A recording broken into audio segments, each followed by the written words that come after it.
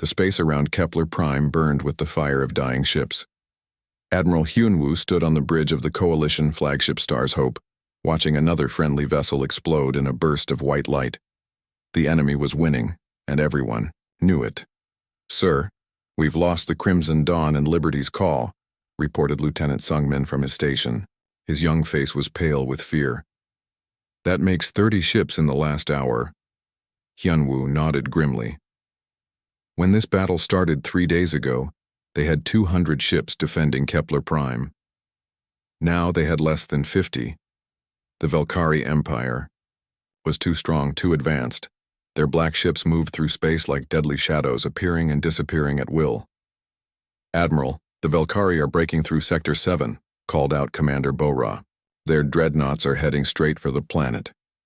Through the main screen, Hyunwoo could see the massive Valkyrie ships. They looked like giant insects made of metal and living tissue. Green energy crackled along their hulls, and their weapons could tear holes in reality itself. When they fired, space itself seemed to scream. "Contact General Krexnos on the surface," Hyunwoo ordered. "Tell him to prepare for ground assault." Krexnos was a Sauran, one of the lizard-like aliens, who had joined the Coalition years ago. He was a good soldier and a better friend. His people were tough fighters, but even they couldn't stand against Valkyrie ground forces for long. On the planet below, the cities were already burning. Hyunwoo could see the orange glow of fires spreading across the continents. Millions of people, humans, Axiom, Saurans, and dozens of other species were counting on the fleet to protect them. But the fleet was losing.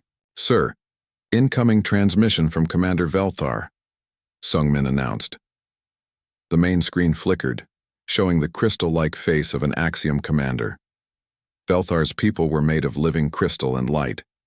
They were beautiful and ancient, but their ships were no match for Valkyrie weapons either. "Admiral Hyunwoo," Velthar's voice chimed like distant bells. "My fleet cannot hold the eastern approach much longer. We have lost 60% of our vessels." "Understood, Commander. Fall back to defensive position 3, Hyunwoo replied.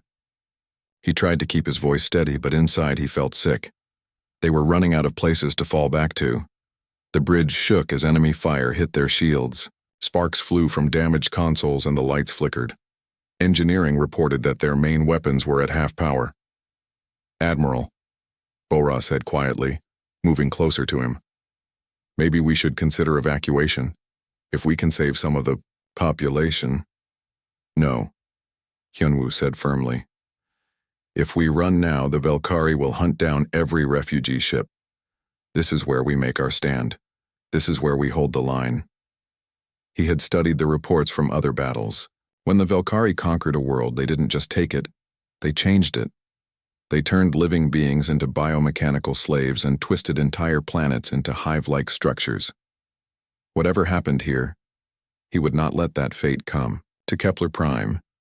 Far below on the planet's surface, Dr. So-young was running through the ancient ruins outside the capital city. She was a xenoarchaeologist, someone who studied the remains of dead alien civilizations. While the space battle raged overhead, she was searching for something that might help. The ruins were old, older than any known civilization. Strange symbols covered the broken walls, and the stone itself seemed to hum with hidden energy. So-young had been studying this place for months, but now she was desperate. There had to be something here, some weapon or technology that could turn the tide. Her scanner beeped as it detected an energy signature deep underground. Following the signal, she found a hidden chamber behind a wall covered in warning symbols.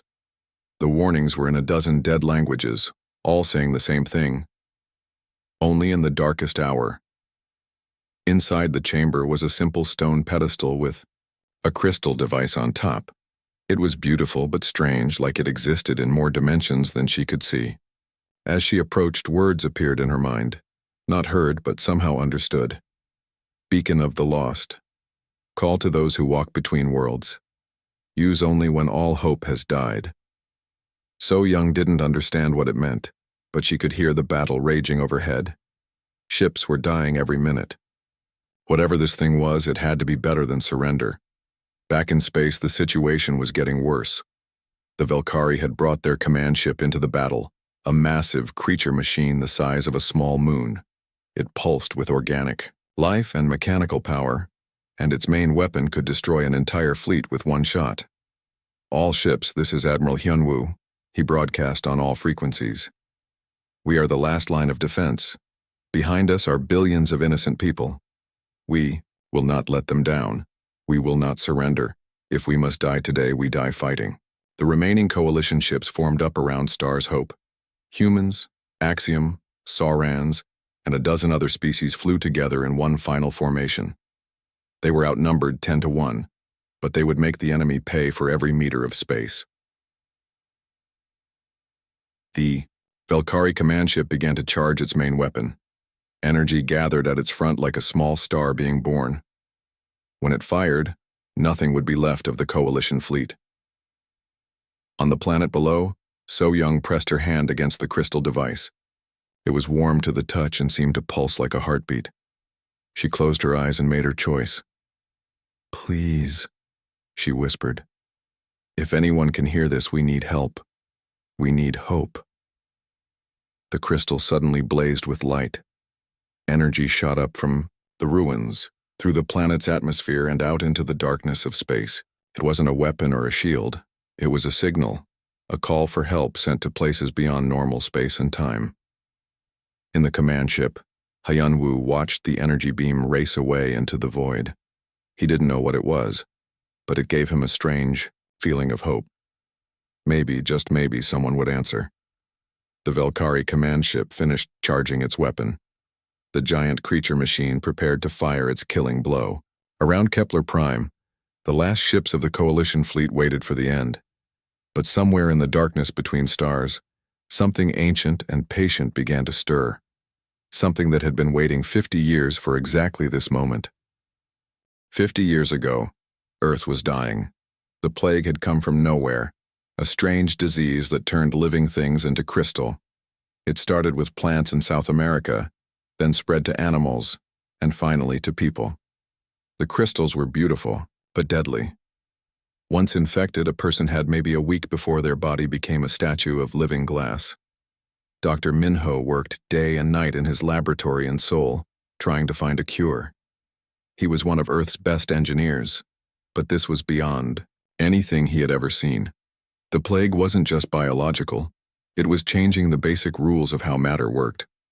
"The infection is spreading faster," reported his partner, Dr. Yoonji. She was a quantum physicist, one of the few people who understood how reality worked at its smallest levels. "At this rate, we have maybe 6 months before every living thing on Earth is crystal." Minho rubbed his tired eyes. They had tried everything: medicines, radiation, even nuclear weapons. Nothing stopped the crystals. The infection just kept spreading, turning forests into glittering graveyards and cities into museums of crystal people. "What about the Voidwalker project?" Yoonji asked quietly. Minho looked at the classified files on his desk. The Voidwalker project was humanity's most desperate idea. If they couldn't save Earth, maybe they could save some people by sending them into the space between dimensions. The theory was simple, but terrifying. By changing how atoms worked, they could make ships and people exist partially outside normal reality. These Voidwalkers could survive in the empty spaces between dimensions, hidden from normal sensors and weapons, but the process would change them forever. "The test subjects all went insane," Minho said. "Living between dimensions does something to the human mind. Most of them forgot who they were. The lucky ones just died. But some survived," Yoonji pointed out. "Captain Do-hyun's team made it through the full conversion process. They're different now, but they're still human." Do-hyun had volunteered for the first successful Voidwalker experiment.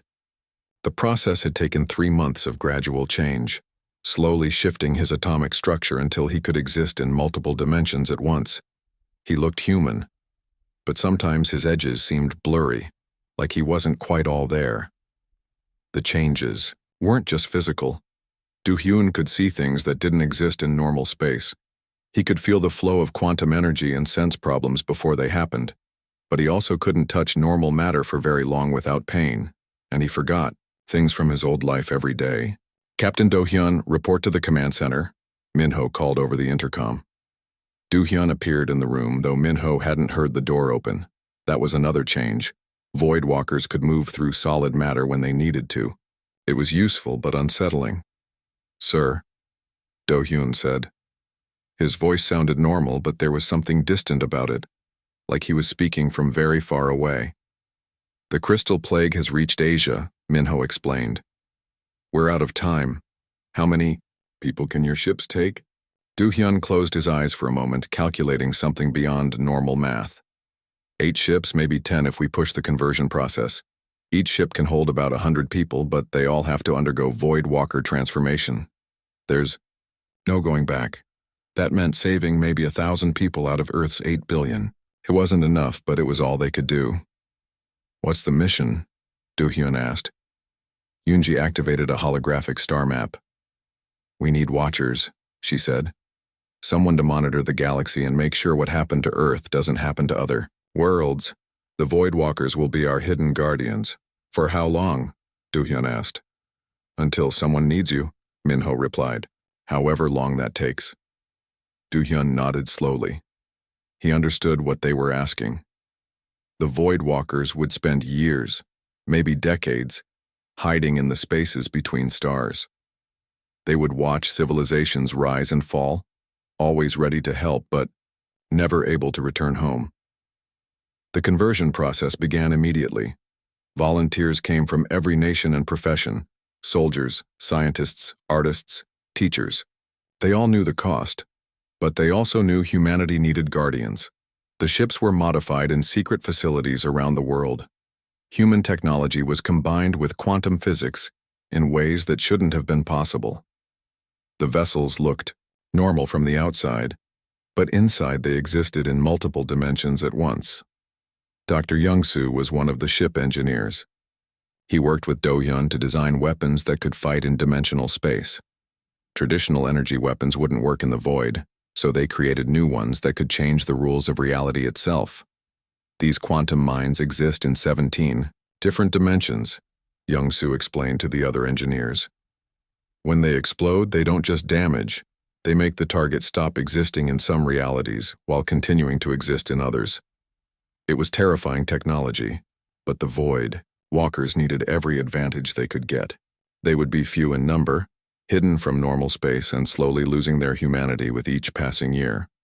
Captain Hae-won commanded the second Void Walker ship. She had been a pilot in Earth Space Force before the plague, but the conversion changed her in unexpected ways. She could feel the quantum currents that flowed between stars and navigate by sensing probability itself. The hardest part isn't the loneliness, she told Do-hyun during their final briefing. It's forgetting. Every day I lose a little more of who I used to be. Soon I might not remember Earth at all. That's why we keep records, Do-hyun replied. The ship's computers store everything: our history, our culture, our music and art. Even if we forget who we were, the knowledge will survive. The last Void Walker ship was the Eternal Vigil, commanded by Do-hyun himself. It was the most advanced vessel, designed to serve as the fleet's command center and the keeper of human memory. As the Crystal Plague consumed the last uninfected areas of Earth, the 8 Void Walker ships prepared to depart. They would slip into dimensional space and begin their long watch, hidden guardians waiting for the day when the galaxy might need humanity's help. Remember, Yoonji told them in their final transmission, you carry more than just weapons and technology. You carry the best of what humanity can be. Honor that trust. The ships faded from normal space, disappearing into the void between dimensions. On Earth, the Crystal Plague completed its work.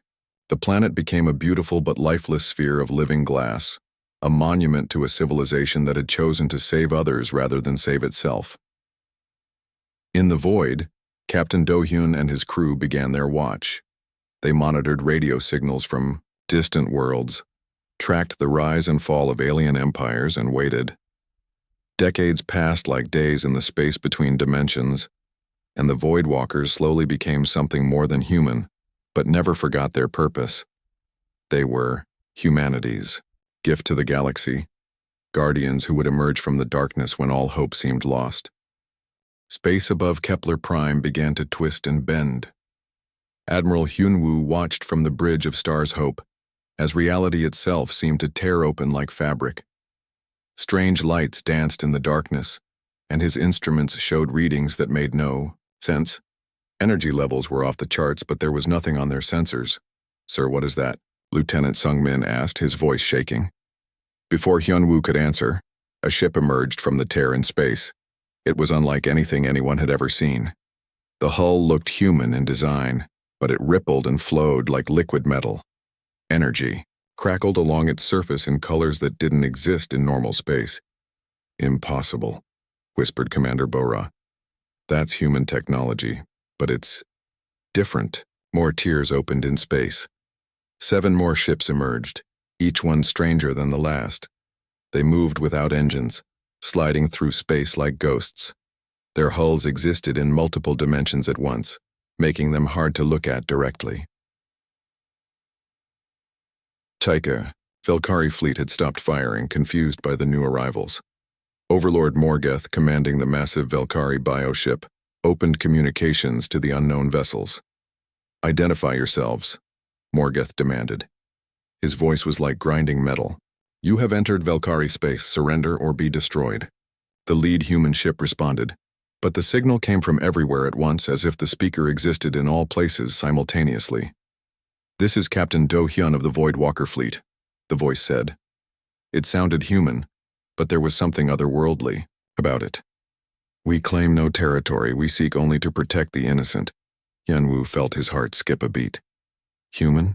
But Earth had been destroyed 50 years ago. Everyone knew that. There were human survivors in the Coalition, but Earth itself was gone. "This is Admiral Hyunwoo of the Coalition fleet," he broadcast. "Captain Do Hyun, are you saying you're from Earth?" "Earth is gone," Do Hyun replied. "But humanity lives on. We have been watching, Admiral, waiting for the moment when we would be needed."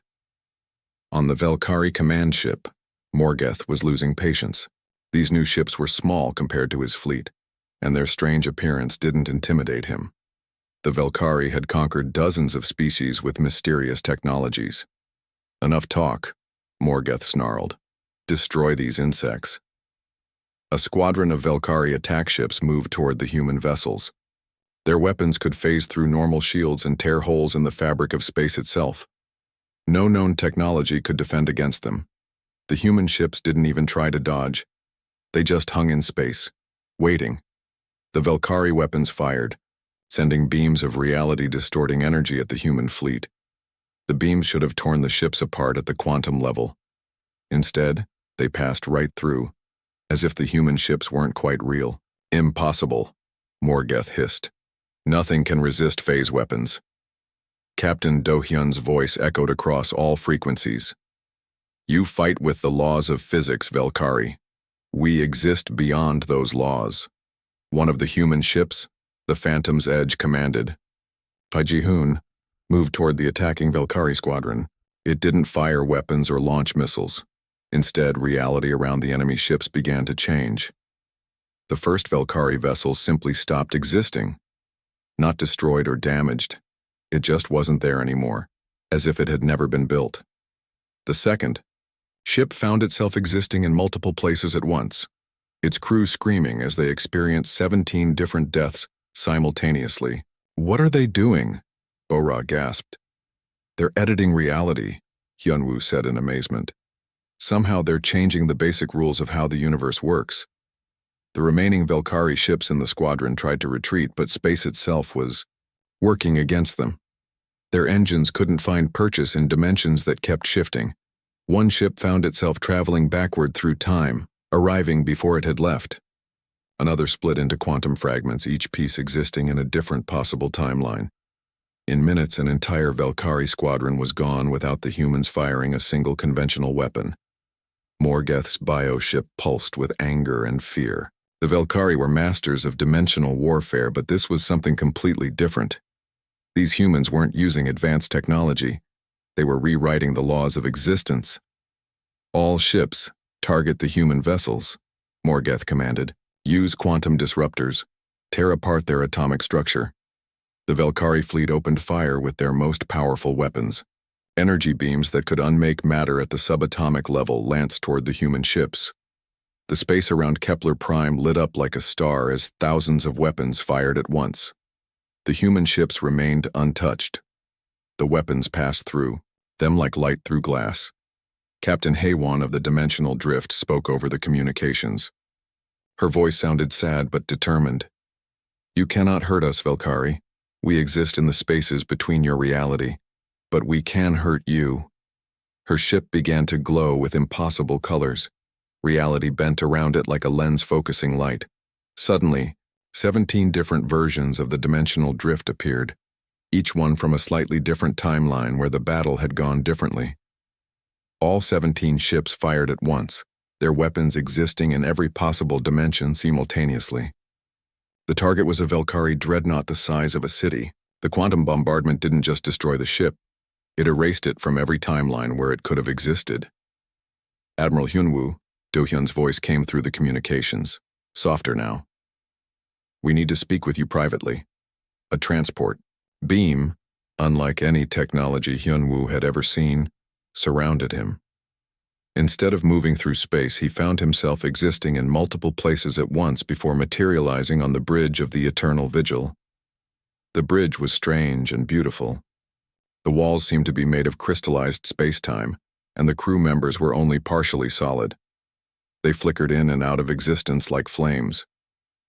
Captain Do-hyun stood at the center of the bridge, but he was no longer entirely human. His form shifted between flesh and energy, and his eyes held the depth of someone who had seen beyond the edge of reality. "Admiral," Do-hyun said, "we don't have much time. Existing in normal space is killing us. We can maintain coherence for maybe an hour before we start to dissolve." "What happened to you?" Hyunwoo asked. "What did humanity become?" "We became what we needed to become," Do-hyun replied. "When Earth died, we chose to sacrifice our humanity to become guardians. We exist in the void between dimensions, watching and waiting." Around them, the crew continued their work. Engineer Tae-young monitored the ship's quantum integrity, while Navigator Young-soo tracked probability streams through 17 different timelines. They moved like ghosts, their forms constantly shifting between states of existence. "We've been watching the galaxy for 50 years, Do-hyun continued. "We've seen species rise and fall. We've watched the Velkari consume world after world. But we couldn't interfere until someone called for help. Dr. So-young's beacon," Hyunwoo realized. "Yes, she activated an ancient quantum transmitter that could reach us in the void. Now we're here, but we can't stay long. We have to end this battle quickly." Through the strange windows of the Voidwalker ship, Hyunwoo could see the battle continuing. Coalition ships were rallying, inspired by the arrival of these mysterious human guardians. The Velkari fleet was in chaos, unable to understand or fight enemies who existed outside the normal laws of physics. "What do you need from us?" Hyunwoo asked. "Coordinate your fleet," Do-hyun said. "Keep the Velkari busy while we strike at their command ship. Once Morgoth falls, their empire will crumble." Hyunwoo nodded and activated his communicator. "All coalition ships, this is Admiral Hyunwoo. Our human allies are going to attack the Velkari command ship. Keep the enemy fleet distracted. Fight like our ancestors are watching." The coalition fleet moved with renewed purpose. Human, Axiom, and Soran ships worked together, using conventional weapons to harass the Velkari, while the Voidwalkers prepared their final assault. But on the Eternal Vigil, Do-hyun was fading. The strain of existing in normal space was too much. His crew members were starting to lose coherence, their forms becoming transparent. "Captain," Tae-young reported. "Quantum. Stability at 30% and falling. We're running out of time." The battle for Kepler Prime became something beyond normal warfare. Captain Do-hyun's form was becoming more transparent by the minute, but his voice remained strong. "All Voidwalker ships begin final assault pattern. We end this now." The 8. Human ships spread out across the battlefield, each one moving in ways that hurt to watch. They didn't fly through space. They stepped between dimensions, appearing and disappearing like deadly ghosts. Lieutenant Commander Young-Soo piloted the Reality's Edge straight toward a Valkyrie battlecruiser. The enemy ship fired everything it had, filling space with energy beams and quantum torpedoes. But Young-Soo's ship simply wasn't there when the weapons arrived. Instead, the Reality's Edge phased through the battlecruiser's hull like it was made of air. Young-Soo left something behind, quantum mines that existed in 7 different dimensions at once. When they exploded, they didn't destroy the ship. They made it exist and not exist at the same time, trapping the crew in an impossible state between life and death. Target eliminated, Young-Soo reported, though his voice was getting weaker. The strain of piloting in normal space was killing him slowly. Captain Hae-won of the Dimensional Drift was fighting an entire squadron of Valkyrie ships by herself. But she wasn't fighting them once. She was fighting them across 17 different timelines simultaneously. In one timeline, she destroyed them with quantum fire. In another, she convinced them to surrender by showing them their own deaths. In a third, she simply made them forget they were at war. All 17 outcomes happened at the same time, creating a cascade effect that eliminated the entire squadron across every possible reality. "This is impossible," Overlord Morgoth snarled from his command ship. "How can they be in so many places at once?"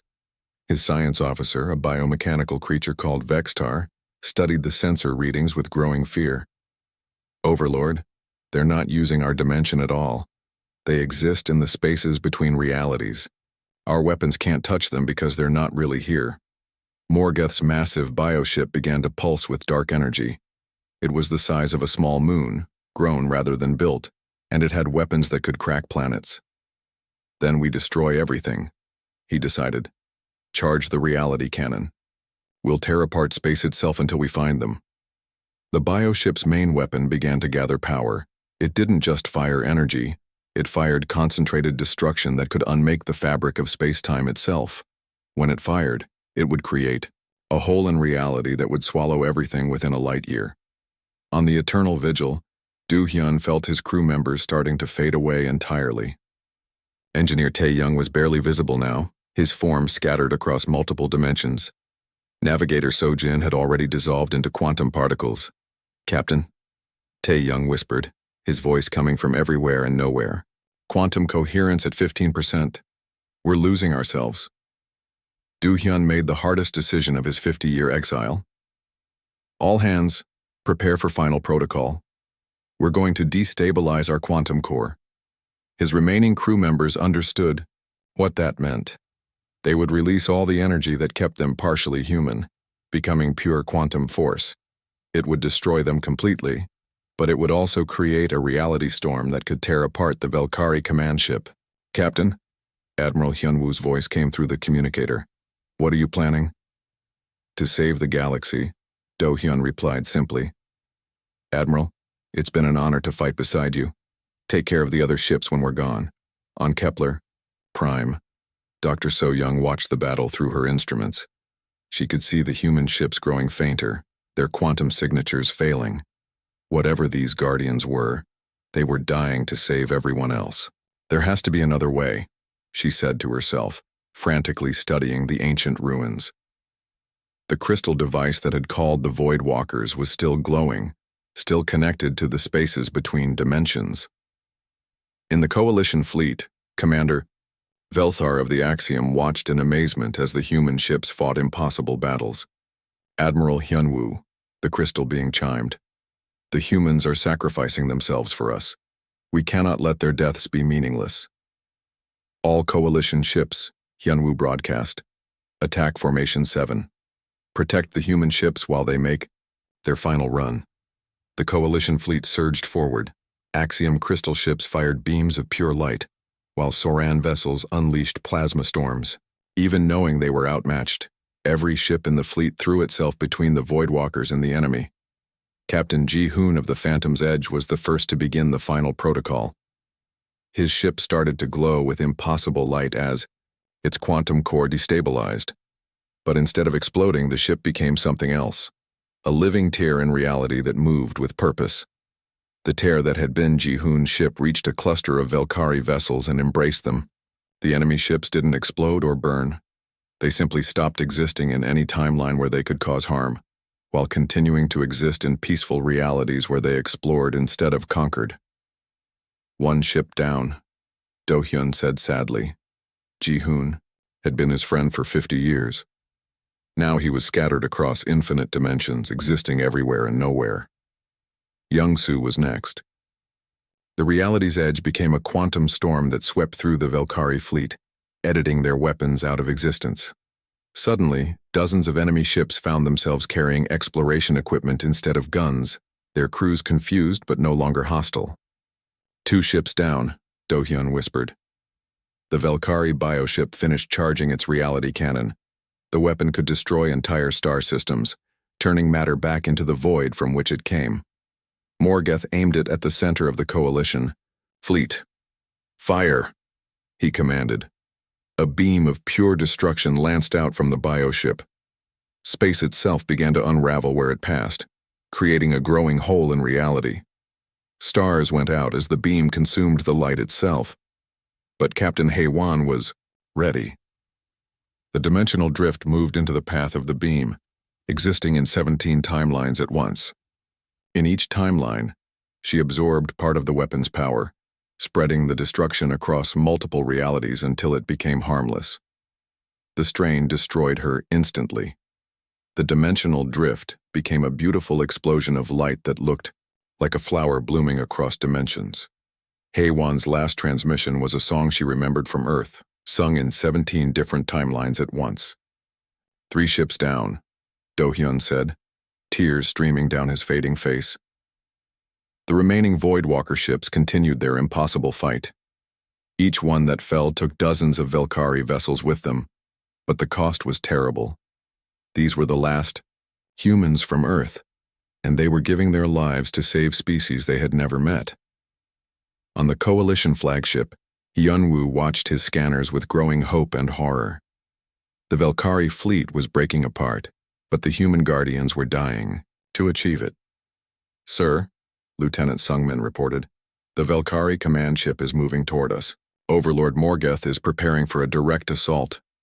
The massive bioship was indeed approaching, its organic hull pulsing with rage. Morgoth had decided that if he couldn't understand his enemies, he would simply crush them with raw power. Captain Do-hyun, Hyun-woo called out, the command ship is coming for us. Do-hyun's reply was barely audible, his voice scattered across dimensions. I know, Admiral. This is where it ends. Tell the galaxy that humanity chose to protect rather than conquer. Tell them we were proud to be their guardians. The eternal vigil began to glow with the light of a dying star. Do-hyun was preparing to sacrifice himself and his ship to stop the Valkyrie command ship once and for all. But in the ancient ruins of Kepler Prime, Dr. So-young had made a discovery that would change everything. Dr. So-young ran through the ancient ruins as the battle raged overhead. Her scanner had found something impossible. A second beacon, hidden deeper in the temple than the first. This one was different. While the first beacon had called for help, this one seemed designed to give help. The symbols around it were not warnings but instructions. As she studied them, the meaning became clear in her mind. Quantum anchor, she whispered. It can stabilize dimensional energy. Above in space, Captain Do-hyun was preparing to destroy himself and his ship to stop the Valkyrie command vessel. The eternal vigil glowed brighter as its quantum core destabilized, reality bending around it like heated metal. Admiral Hyun-woo, Do-hyun's voice was fading fast. Thank you for letting us serve beside you one last time. Wait. So-young's voice cut through the communications. Captain Do-hyun, I found something. There might be another way. But it was too late. Do-hyun released the controls that held his ship together in normal space. The eternal vigil became a quantum storm of pure destructive force, racing toward the Valkyrie bioship at the speed of thought. The collision was beyond description. 2 impossibilities met and canceled each other out. The massive Valkyrie command ship, with all its biomechanical power, simply ceased to exist. But so did Do-hyun and his entire crew, scattered across infinite dimensions like drops of water in an endless ocean. Overlord Morgoth's last transmission was a scream of rage and Confusion as his ship dissolved around him. The Velkari Empire's greatest weapon was gone, taking its commander with it. 4 ships down, whispered Captain Taman of the Void's Promise. He was now the senior surviving Void Walker, though his own form was becoming transparent. All remaining ships continue the assault. With their command ship destroyed, the Velkari fleet began to panic. Their rigid hierarchy meant that without Morgoth's direct orders, individual captains didn't know what to do. Some tried to retreat, others attacked randomly, and many simply shut down their systems in confusion. The remaining Voidwalker ships pressed their advantage. Reality's anchor, commanded by Captain Minseo, phased through a cluster of Velkari destroyers. Instead of destroying them, she edited their programming, turning their biomechanical systems against the Empire. The ships suddenly broadcast messages of surrender across all frequencies. Quantum's Dream, under Captain Wu Jin, attacked a Velkari supply convoy. But rather than weapons, he used something more terrifying. He made the enemy crews remember what it was like to be free. The biomechanical slaves that operated the ships suddenly recalled their original species and turned against their Velkari. Masters, the enemy fleet is breaking apart, reported Commander Bora from the Coalition flagship. They're retreating on all fronts. Admiral Hyun Woo watched the tactical display with mixed emotions. They were winning, but the cost was devastating. The mysterious human guardians were sacrificing themselves one by one to achieve victory. Captain Taman, he called to the senior Voidwalker. What are your ship's status? Taman's reply was barely audible. Quantum coherence at 8%, Admiral. We have maybe 10 minutes before complete dissolution, but the mission is almost complete. The last organized Velkari resistance was centered around 3 heavy battleships trying to escape to hyperspace. They had to be stopped or they would return with reinforcements. Void's Promise and Quantum's Dream moved to intercept, but they were fading fast. Their crews were already partially dissolved, existing more as memories than people. I have an idea, came a new voice.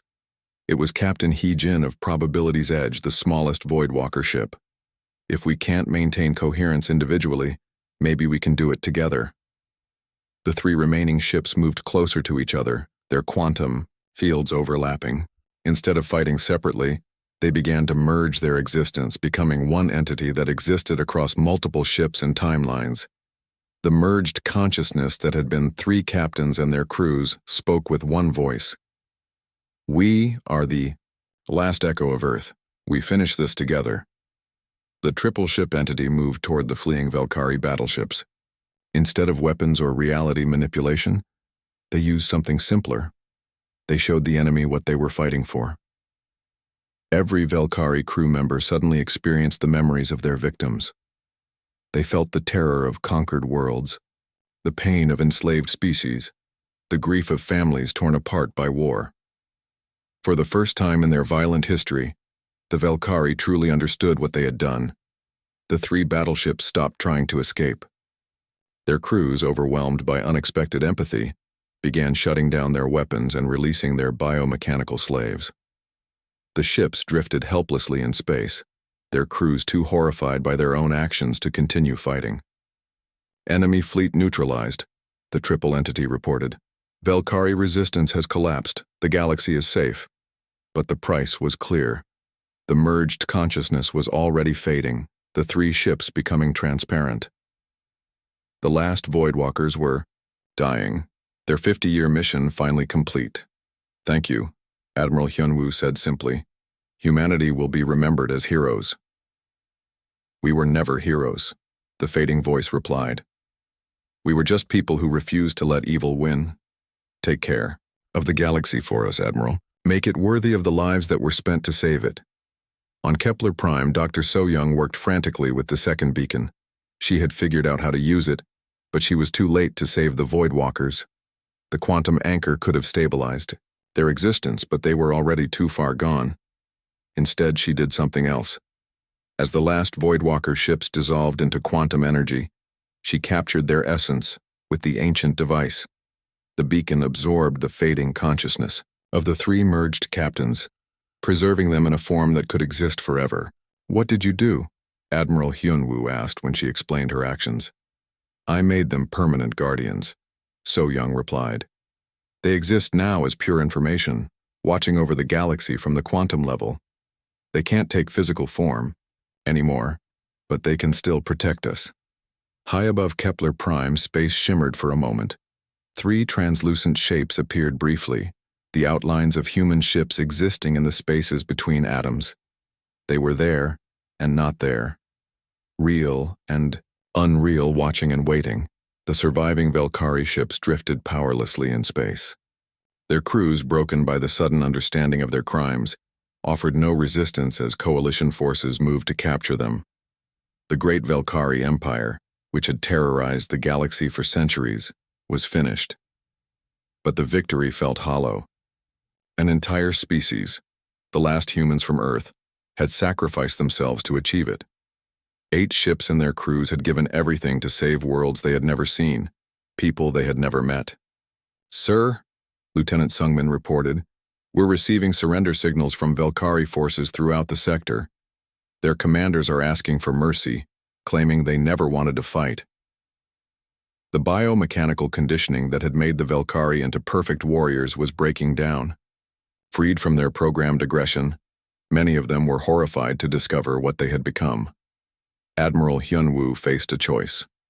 He could order the destruction of the Velkari fleet, ensuring they could never threaten anyone again.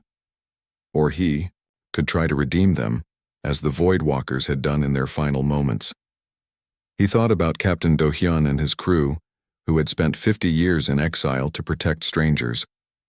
They had chosen mercy over vengeance, sacrifice over survival. "All coalition ships," Hyunwoo ordered, "begin rescue operations. The Velkari crews are now prisoners of war, but they will be treated according to galactic law. We will not repay evil with evil." It was what the Voidwalkers would have wanted. Humanity's last gift to the galaxy was not just victory, but the wisdom to use that victory well. In the quantum realm between dimensions, 3 guardian spirits watched and approved. The galaxy was safe, and it would remain so as long as people remembered the price of that safety. Earth was gone, but humanity's greatest values lived on in the species they had died to protect.